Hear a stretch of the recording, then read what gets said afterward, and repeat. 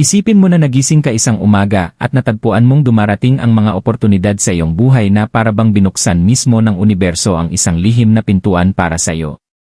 Sa isang tahimik na sulok ng iyong tahanan, may nakapatong na simpleng mangkok, kinang sa mga barya, kristal, at mga biyaya. Ito'y hindi ordinaryong mangkok, ito ang Feng Shui Money Bowl, isang mistikal na susi na naggabay sa hindi mabilang na kaluluwa patungo sa kasaganaan.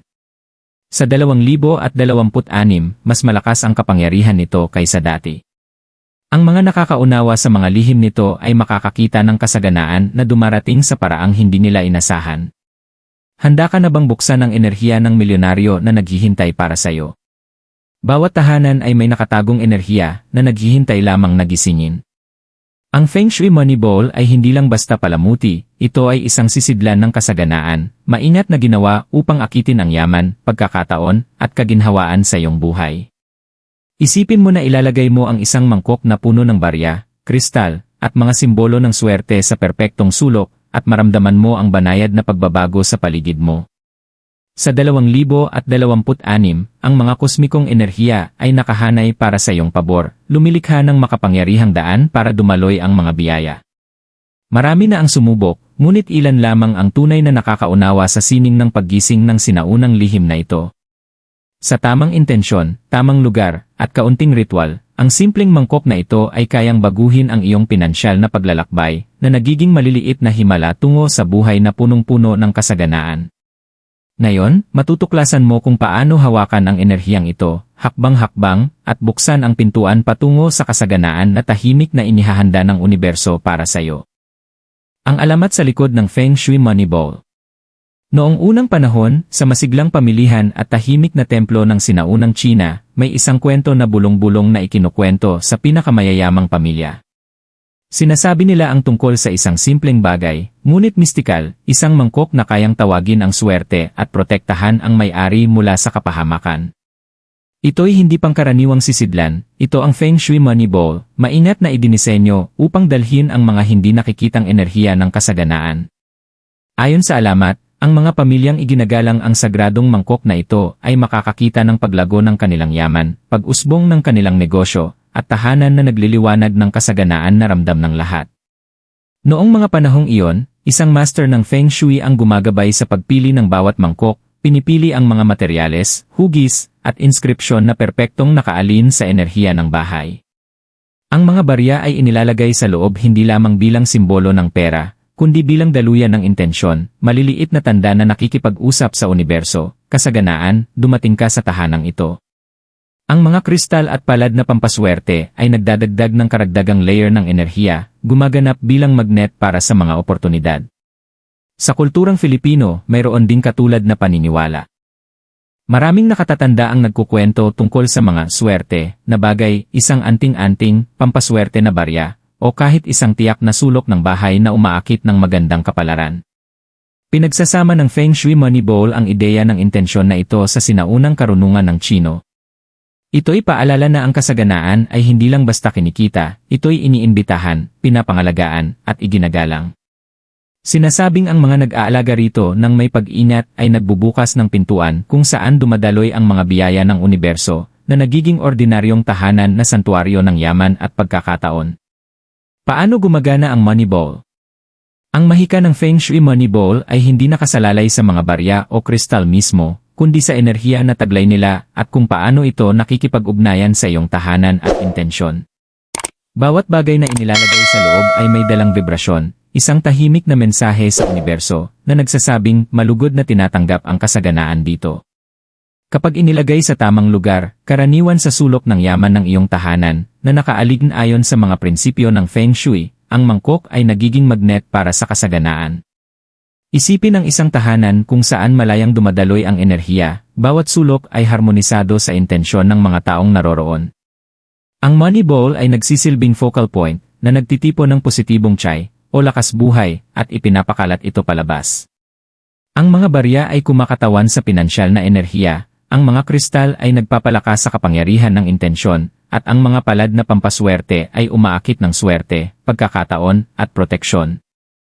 Kahit ang simpleng ayos ng mga bagay sa loob ay may kapangyarihan, nararamdaman ng universo ang pag-aalaga, pagiging maingat, at malinaw na layunin. Halimbawa, isipin si Maria, isang batang propesyonal na matagal nang nahihirapan sa hindi matatag na kita. Inilagay niya ang kanyang money ball sa timog silangang sulok ng kanyang sala. Maingat na pinuno ito ng barya, isang jade crystal, at maliit na figurine na sumasagisag sa tabumpay. Sa paglipas ng panahon, nagsimulang maramdaman ang banayad na pagbabago, dumating ang mga hindi inaasahang imbitasyon para sa kolaborasyon, lumitaw ang maliliit na panalo sa pinansya, at lumakas ang kanyang kumpiyansa.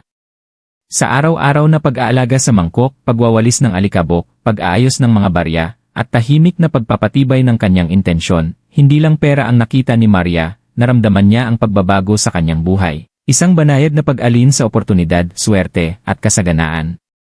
Ganito gumagana ang Feng Shui Money Ball. Ito ay nagdadala ng intensyon, naghaharmonisa ng enerhiya, at nagbubukas ng mga daan para sa kasaganaan. Hindi ito mahika sa karaniwang kahulugan, ito ay tugon ng universo sa malinaw na layunin, focus, at maingat na aksyon. Hakbang-hakbang na gabay sa pag-set up ng iyong Feng Shui Money Ball. Ang pag-set up ng iyong Feng Shui Money Ball ay isang sagradong ritual, pinaghalong intensyon, tamang lugar, at pag-aalaga. Magsimula sa pagpili ng tamang mangkok. Tradisyonal na ang mga bilog na mangkok ay sumasagisag sa kabuuan at pagkakaisa, perpekto para akitin ang yaman. Mahalaga rin ang material, ang ceramic, mangkok na pininturahan ng ginto, o kristal ay ideal, bawat isa ay may dalang banayad na enerhiya. Dapat maramdaman mo na tama ang mangkok sa iyong mga kamay, na parabang nakikiresonate ito sa iyong personal na enerhiya. Sunod, piliin ang tamang lokasyon. Ang timog silangang sulok ng iyong tahanan o kwarto ay itinuturing na lugar ng yaman sa Feng Shui. Ilagay ang mangkok sa malinis at mataas na ibabaw, huwag direktang sa sahig. Dapat walang kalat o negatibong enerhiya sa sulok na ito. Isipin ito bilang maliit na santuaryo kung saan malugod na tinatanggap ang kasaganaan. Ngayon, punuin ang iyong mangkok. Magsimula sa mga barya, ginto o pilak na sumasagisag sa kasaganaan. Magdagdag ng mga kristal, tulad ng citrine o jade, upang palakasin ang enerhiya. Maaari ring maglagay ng maliliit na palad o figurine na sumasagisag sa yaman at tabumpay. Bawat bagay ay ilalagay ng may intensyon, habang inaayos mo ito, isipin na dumadaloy ang kasaganaan sa iyong buhay. Isipin ang pera, oportunidad, at biyaya na dumarating sa iyo, hinihila ng enerhiya ng iyong mangkok. Kapag naayos na ang mangkok, isang simpleng ritual ang kumukumpleto sa aktibasyon nito. Sindihan ang isang maliit na kandila sa tabi o sabihin ang maikling affirmation tulad ng, bukas ako sa yaman, kasaganaan, at kasaganaan. Maglaan ng ilang sandali sa katahimikan, damhin ang pagbabago ng enerhiya sa paligid mo. Ang araw-araw na pagkilala na ito ay nagpapanatiling buhay at tumutugon ang enerhiya ng mangkok.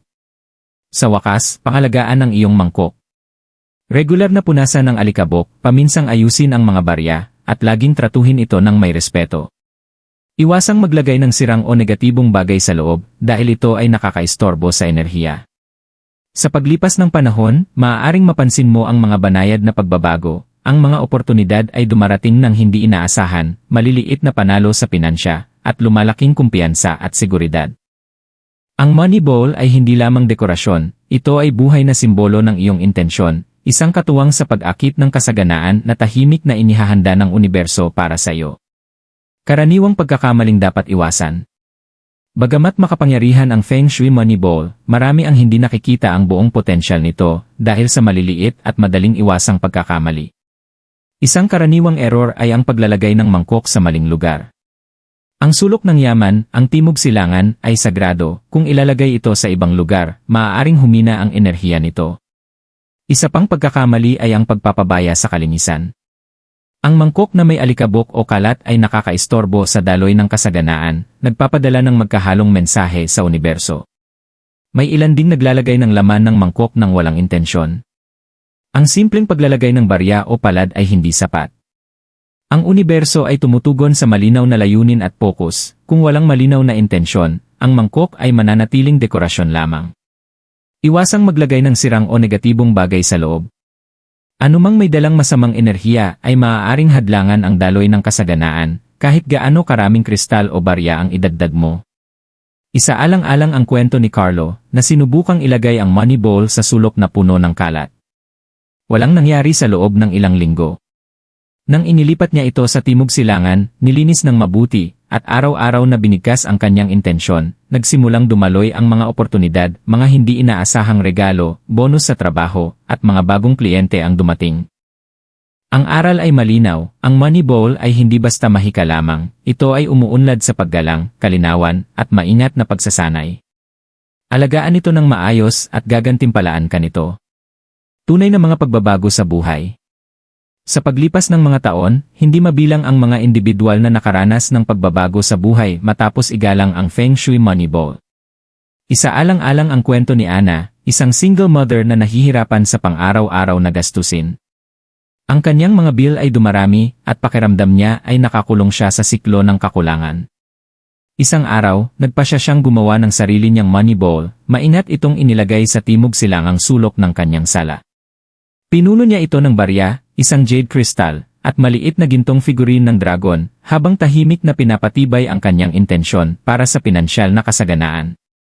Sa loob ng ilang linggo, nagsimulang maramdaman ang banayad na pagbabago.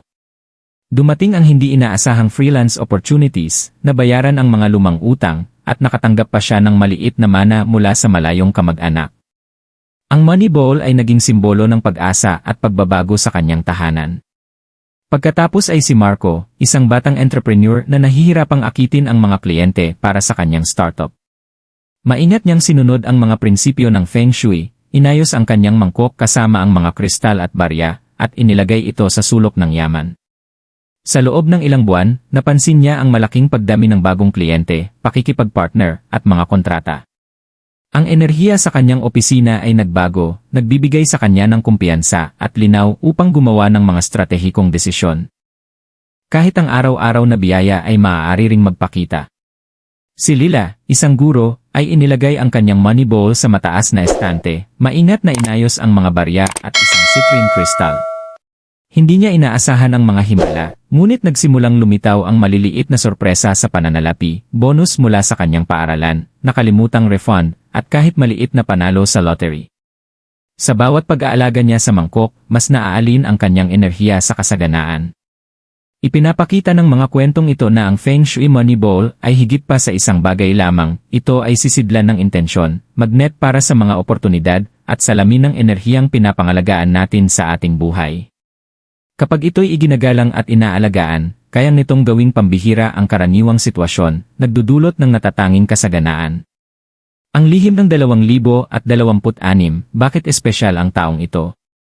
Ang 2026 ay isang taon na kakaiba sa lahat.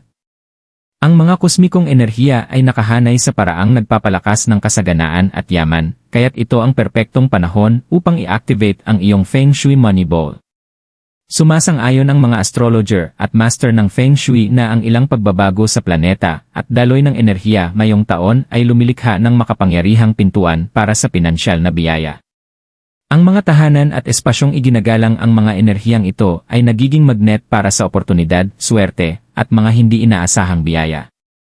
Isipin ang tahimik na sandali kapag binubulong ng universo ang mga lihim nito. Ang parehong sinaunang puwersa na ginabayan ang mga emperador, mga ngalakal, at iskolar ay ngayon ay ginagabayan ka rin. Sa taong ito, mahalaga ang timing. Kahit ang simpleng intensyon na nakahanay sa mga kosmikong ritmo, ay kayang magparami ng resulta na lampas sa imahinasyon.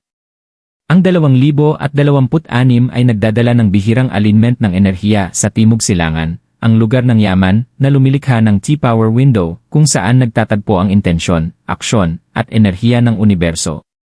Isaalang-alang ang kwento ni Rosa, isang batang profesional na matagal nang nahihirapang makapag-ipon. Inilagay niya ang kanyang Moneyball sa Timog Silangang sulok, nagdagdag ng barya, kristal, at isang palad na sumasagisag sa paglago, at tahimik na itinakda ang kanyang intensyon na makatanggap ng kasaganaan. Sa kalagitnaan ng taon, nagsimulang dumaloy ang maliliit at hindi inaasahang biyaya, bonus sa sahod, oportunidad sa kliyente, at mga sorpresa mula sa mga kaibigan. Bawat pangyayari ay parabang palatandaan mula sa universo na nagpapatunay na perpekto ang timing. Ito ang dahilan kung bakit natatangi ang 2026. Hindi lamang ito isang taon sa kalendaryo, ito ay isang bihirang alignment ng enerhiya na naghihintay sa mga handa na. Sa Feng Shui Moneyball, hawak mo ang kasangkapan upang dalhin ang enerhiyang ito, at buksan ang pintuan patungo sa pinansyal na paglago, oportunidad, at kasaganaan na halos mahiwaga ang pakiramdam. Pagpapalakas ng iyong money ball sa pamamagitan ng intensyon at visualization. Ang Feng Shui Money Ball ay nagiging tunay na makapangyarihan kapag pinagsama sa malinaw na intensyon at visualization. Habang ang mga barya at kristal ay umaakit ng enerhiya, ang iyong mga iniisip at damdamin ay gumaganap bilang magnet na naghihila ng kasaganaan patungo sa iyo. Isipin si Maria na nag-set up ng kanyang money ball sa timog silangang sulok ng kanyang tahanan. Tuwing umaga, mauupo siya ng tahimik sa harap ng mangkok, ipipikit ang mga mata, at i-visualize ang kanyang buhay na puno ng kasaganaan, karagdagang kita, matagumpay na proyekto, at mga oportunidad na dati hindi niya inakala. Ang visualization ay higit pa sa pag-iisip ng yaman, ito ay ang maramdaman ito. Inilarawan ni Maria ang kanyang sarili na nababayaran ang mga utang, nagtatamasa ng maliliit na luho, at ibinabahagi ang kanyang biyaya sa mga mahal sa buhay. Bawat session ng visualization ay nagcha-charge sa money ball ng kanyang enerhiya, lumilikha ng resonance sa pagitan ng kanyang intensyon at ng universo. Nagsimulang lumitaw ang maliliit na palatandaan, mga hindi inaasahang tawag mula sa kliyente, bonus, at mga regalo na tila bigla lamang dumating. Pinapalakas ng affirmations ang epekto nito. Ang simpleng mga parirala tulad ng bukas ako sa kasaganaan o dumadaloy ng madali ang kasaganaan sa aking buhay na sinasabi araw-araw habang inaalagaan ang money ball ay nagpapatibay sa enerhiya na taglay nito. Ang simpleng paghawak sa mga barya, pag-aayos ng mga kristal, o pagtingin lamang sa mangkok habang binibigkas ang iyong intensyon ay nagpapalakas ng koneksyon mo sa kasaganaan. Kahit ang mga ritual tulad ng pagsindi ng kandila o tahimik na pagpapahayag ng pasasalamat pagkatapos ng bawat visualization ay maaaring magpahusay ng resulta. Ang money ball ay buhay na salamin ng iyong enerhiya. Kapag ang iyong isip at puso ay nakaalin sa kasaganaan, dumarami ang oportunidad at mas malayang dumadaloy ang mga biyayang pinansyal kaysa dati. Habang tinahak mo ang kwento ng Feng Shui Money Ball, natuklasan mo ang higit pa sa isang simpleng sisidlan para sa barya at kristal. Nahayag sa iyo ang isang sinaunang kasangkapan na nagdadala ng intensyon, naghaharmonisa ng enerhiya, at nag-aanyaya ng kasaganaan sa iyong buhay.